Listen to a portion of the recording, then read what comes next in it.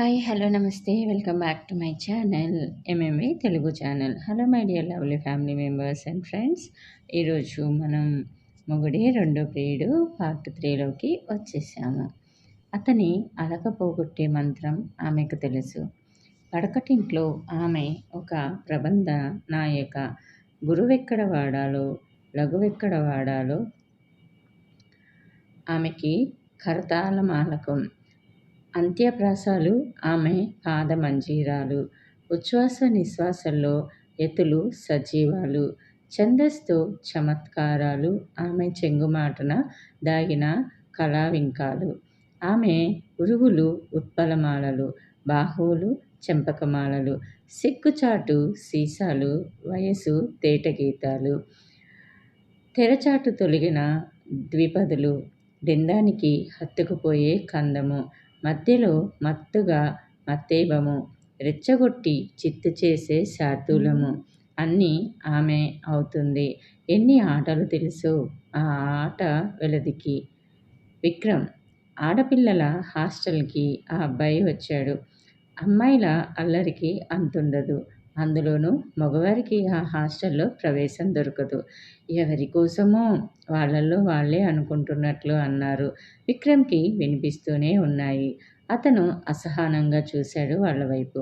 అతని చూపుల వాడికి వాళ్ళు బెదిరినట్లున్నారు. తలలు వంచుకొని వెళ్ళిపోతున్నారు. వాళ్ళలో ఒక అమ్మాయిని విక్రమ్ చిటికి వేసి పిలిచాడు. మీ వార్డెన్ ఎక్కడా? ఆ అమ్మాయి వార్డెన్ రూమ్ వైపు వేలు పెట్టి చూపిస్తూ అక్కడ అంది. అతను థ్యాంక్స్ అని అంటూ అటు నడిచాడు.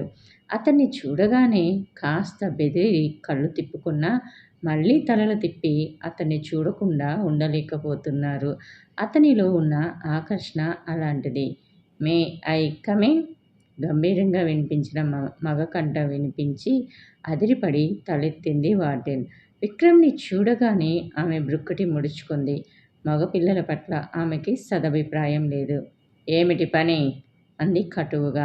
నాకు అమ్మాయి అడ్రస్ కావాలి చెప్పాడు లోపలికొస్తూ. వాట్? అమ్మాయిల అడ్రస్లు ఇలా అడిగిన వాళ్ళందరికీ ఇవ్వడమే నా పని అనుకుంటున్నావా? కీచుగా అరిచింది ఆవిడ. విక్రమ్ ఆవిడ ఎదురుగా కుర్చీలో కూర్చుంటూ ప్రస్తుతం మీరు చెయ్యవలసిన పని అదే అన్నాడు. నో, ఆవిడ స్థిరంగా చెప్పింది. ఆ అమ్మాయి పేరు వర్షిణి. ఇక్కడ 3 సంవత్సరాల క్రితం ఉండేది. కొంచెం త్వరగా చూసి చెప్పండి తాపీగా అన్నాడు. ఏ మాత్రం ఆవిడ హావభావాలు పట్టించుకోకుండా. కుదరదు. అసలు నిన్ను లోపలికి ఎవరు రానిచ్చారు? ఆవేశపడుతూ అడిగింది ఆవిడ. విక్రమ్ ముందుకు వంగి గొంతు తగ్గించి అడగగానే పని చేసి పెట్టడం నేర్చుకోండి. లేకపోతే మీకు వచ్చే సమస్యల్ని మీరు తట్టుకోలేరు అన్నాడు సలహా చెప్తున్నట్టు. బెదిరిస్తున్నావా? ఏం చేస్తావు? అడిగింది ఆవిడ లేచి నిలబడి ఫోన్ చేతిలోకి తీసుకోబోతూ. విక్రమ్ తాపీగా చెప్పాడు.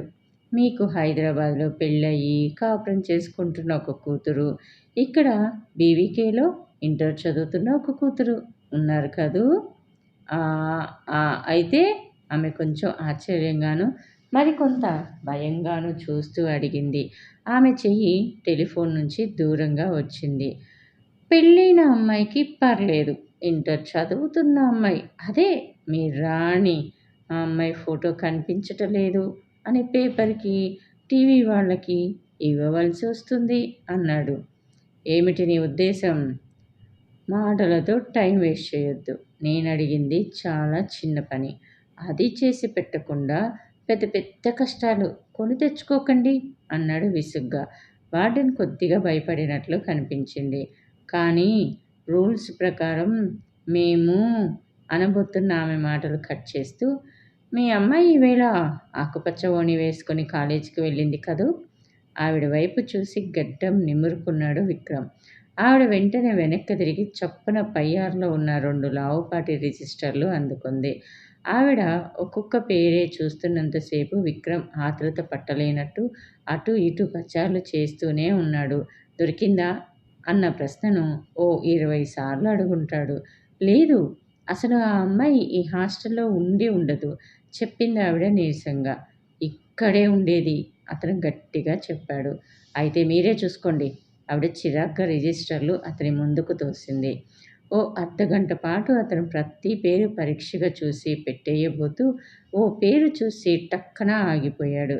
వెంటనే జేబులో నుంచి పెన్ను తీసి ఆ అడ్రస్ నోట్ చేసుకోసాగాడు. ఏమిటి, దొరికిందా? ఆవిడ అపనమ్మకంగా అడిగింది. దొరకొచ్చు. ఆ అమ్మాయితో పాటు రూమ్లో ఉన్న మరో అమ్మాయి అడ్రస్ దొరికింది చెప్పాడు. ఆవిడ అతను నోట్ చేసుకున్న అడ్రస్ వైపు చూసింది.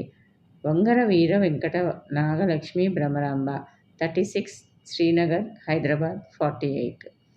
అతను అడ్రస్ జేబులో పెట్టుకొని వెనుతిరుగుతూ చాలా థ్యాంక్స్ అన్నాడు. ఇప్పుడు హైదరాబాద్ వెడుతున్నారా? అడిగింది ఆవిడ కుతూహలంగా. అవును అన్నట్టు తల ఊపాడు. ఆ అమ్మాయి కోసం ఎందుకంత కష్టపడుతున్నావు? అతను తీవ్రంగా చూసి అంతలోనే కొద్దిగా నవ్వుతూ ఎందుకంటే ఎందుకంటే నా ప్రాణం చిరునామా ఆమె మనసు దగ్గర దొరుకుతుంది కాబట్టి. సెలవు. అతను వెళ్ళిన వైపే చూస్తూ ఇంతటి ప్రేమను పొందిన ఆ వర్షిణి ఎవరో చాలా అదృష్టవంతురాలు అని నిట్టూర్చింది వార్డెన్. హైదరాబాద్ శ్రీనగర్ కాలనీలో 36వ నెంబర్ ఇంటిలో ముందు గదిలో తండ్రి తెలుగు పాఠం పిల్లలకి బోధిస్తూ ఉంటే పెరటి వసారాలో దిగులుగా కూర్చొని ఉంది వంగర వీర వెంకట భ్రమరాంబ. ఆమె చేతిలో రుక్మిణి కళ్యాణం, అందులో షారుఖ్ ఖాన్ ఫోటో ఉన్నాయి. ఆమె తదేకంగా చూస్తుంది అందులో దాచిన షారుఖ్ ఖాన్ ఫోటోని. బయట నుంచి తండ్రి కంఠం వినబడుతుంది. కళలు 64. అవి ఇతిహాసము, కావ్యాలంకారము, నాటకము, గాయకత్వము, కామశాస్త్రము. తండ్రి చెప్తుంటే వింటున్న భ్రమరాంబ ఉసూరని నిట్టూర్చింది. చిన్నప్పటి నుండి తండ్రి ఆమెకి బోలెడు భాష నేర్పించి ప్రబంధాలు, కావ్యాలు అన్నీ చెప్పేశాడు. 6వ ఏట పృథ్వీ చరితము, 8వ ఏట శ్రీహర్ష నైషధము, 10వ ఏట ప్రభావతి ప్రద్యుమ్నము, 12వ ఏట కళాపూర్ణోదయము. వంట పట్టించుకొని వయస్సుకు మించి ఎదిగిపోయింది.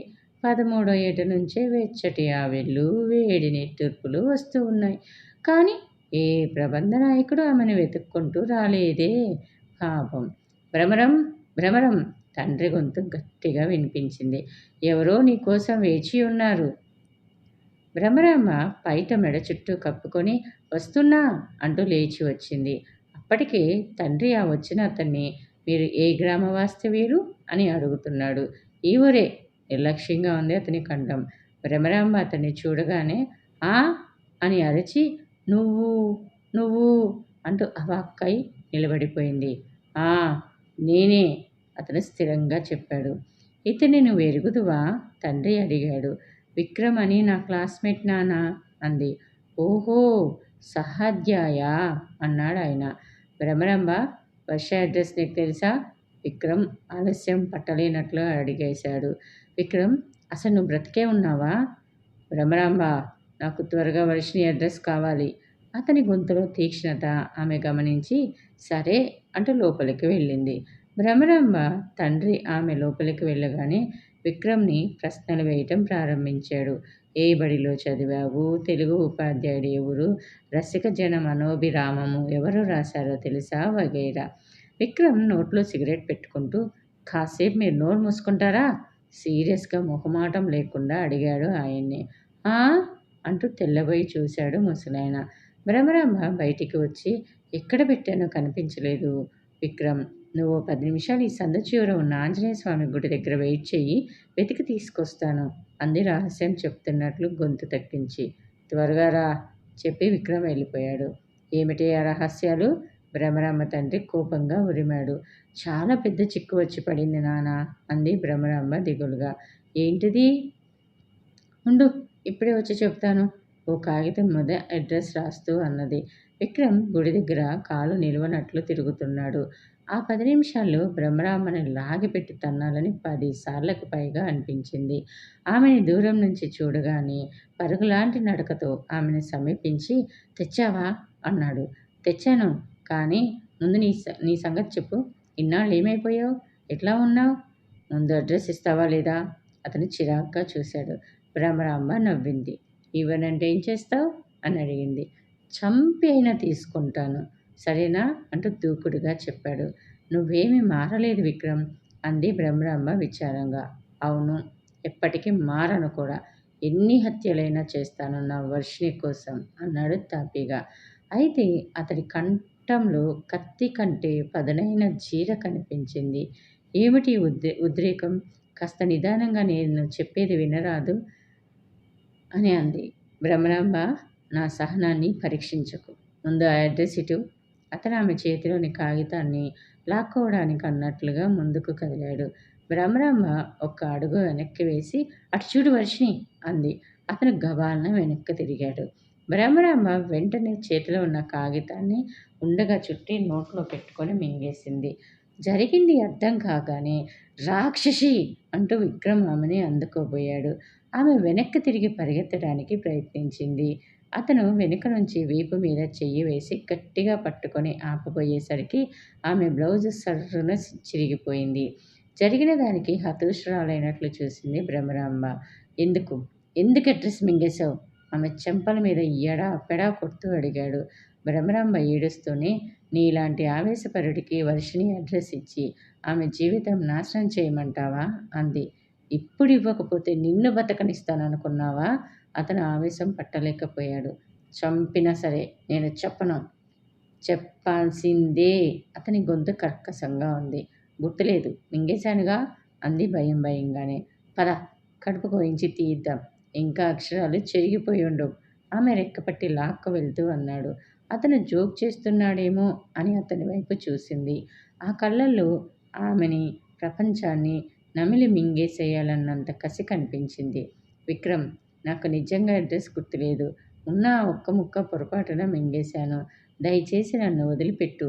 గింజుకుంటూ విడిపించుకోవడానికి ప్రయత్నించింది.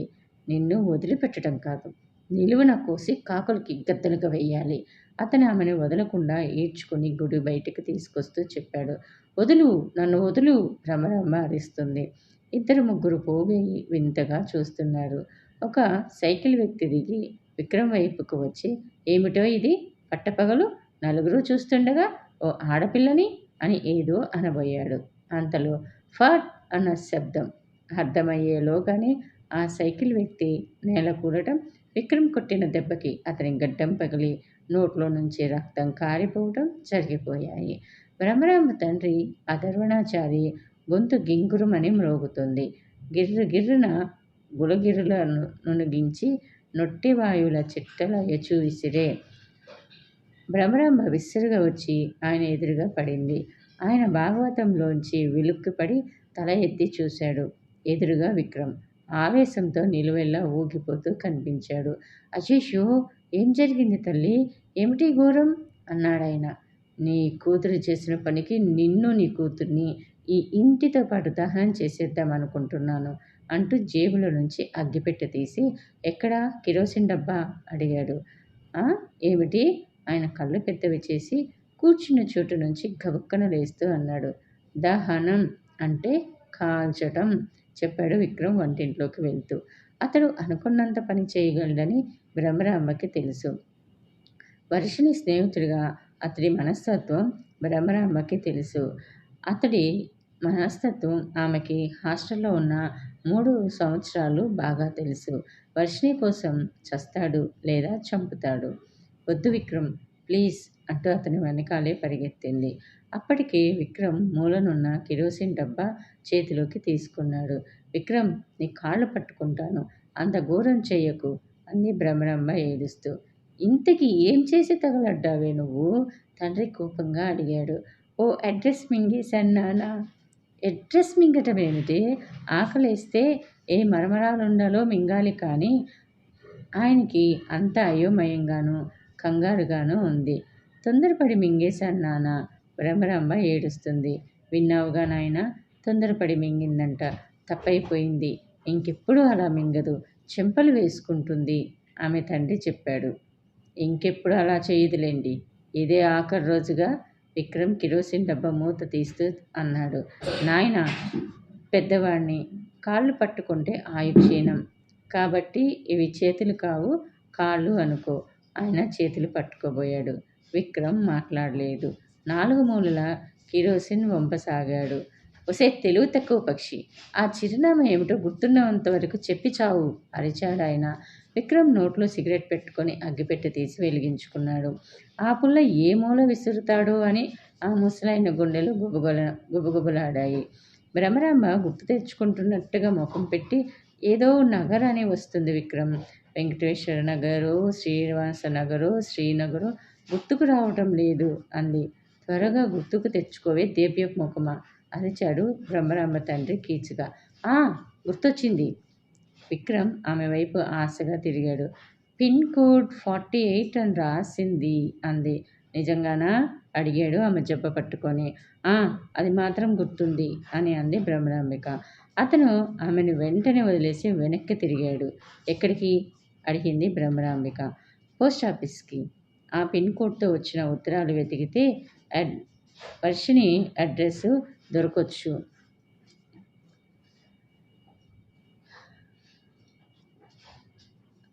దొరకొచ్చు అనేసి అన్నాడు. రోజుకి ఎన్ని వేల ఉత్తరాలు వస్తాయో అన్నీ చూస్తావా అని అడిగింది. చూస్తాను.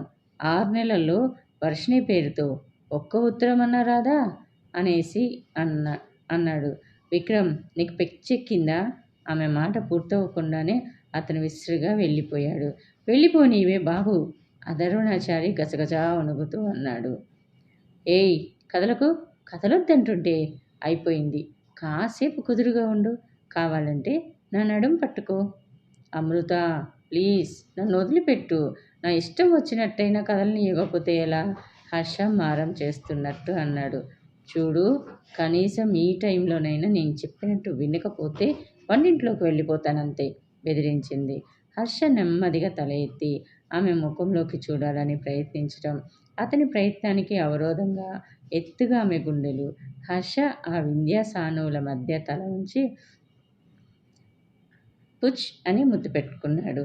అమృత చప్పున అతని తలని దూరంగా తోసి, ఇదిగో ఇలా అల్లరి చేస్తే నేను నీ తల ఎప్పుడు దువ్వను అంటూ దువ్వెన డ్రెస్సింగ్ టేబుల్ మీదకి విసిరి కొట్టింది. అతను నవ్వుతూ దువ్వెన అందుకొని థ్యాంక్స్ అన్నాడు.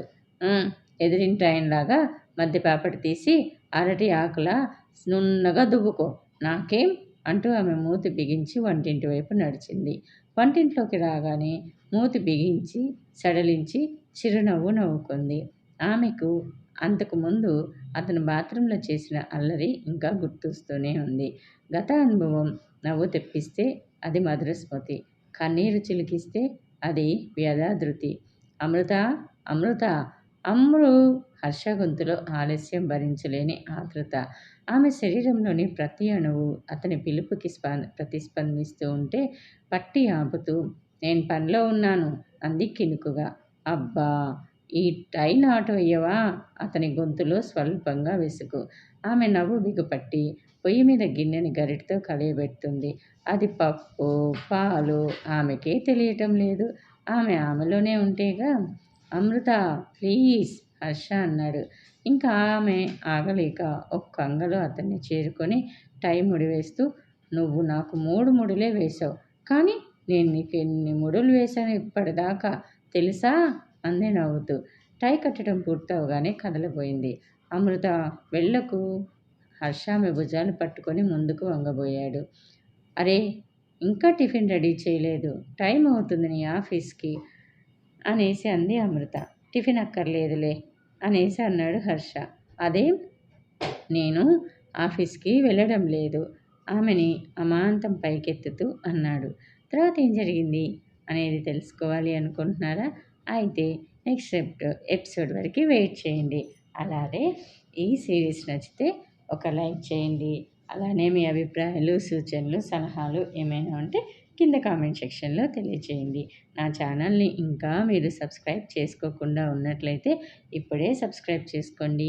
సబ్స్క్రైబ్ బటన్ రెడ్ కలర్లో ఉంటుంది, దాన్ని క్లిక్ చేస్తే బెల్ ఐకాన్ వస్తుంది. దాన్ని క్లిక్ చేసి ఆల్ అనే ఆప్షన్ని ఎంచుకుంటే ముందు నేను చెప్పే మరిన్ని ఇంట్రెస్ట్కరమైన సిరీస్ అప్డేట్స్ అన్నీ మీకు నోటిఫికేషన్ రూపంలోకి వచ్చేస్తాయి. ఓకేనా? Thanks for the watching. Bye bye. Take care. See you soon again. మరొక కొత్త ఎపిసోడ్ తోటి రేపు కలుస్తాను.